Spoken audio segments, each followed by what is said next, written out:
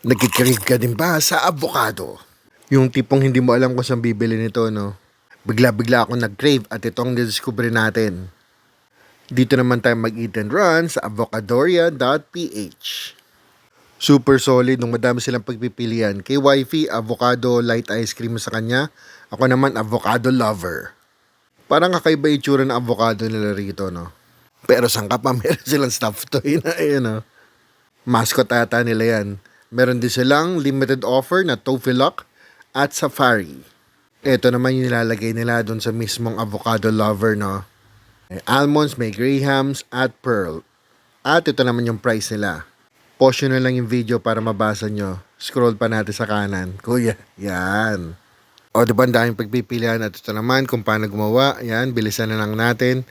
Yung ice cream nilagyan din ng avocado, no? Yan.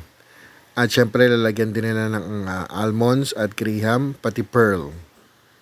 Kay wifey, yung light ice cream lang ang gusto niya. Yan. Lasang-lasa daw yung avocado, no? Check nga natin ang malapitan. Ito naman ang itsura niya, no? Very simple, very demure. Tapos ito naman sa atin, avocado lover, no? Parang hindi ko na makita avocado, sobrang dami ng toppings. Kung ako magpapangalan dito, avocado overload.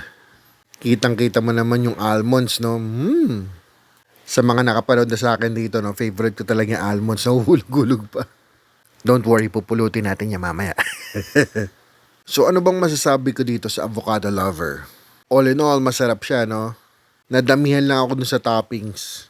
Ang habol ko kasi yung craving ko talaga yung avocado flavor.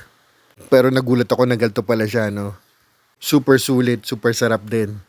I'll give it 9 out of 10. See you next time.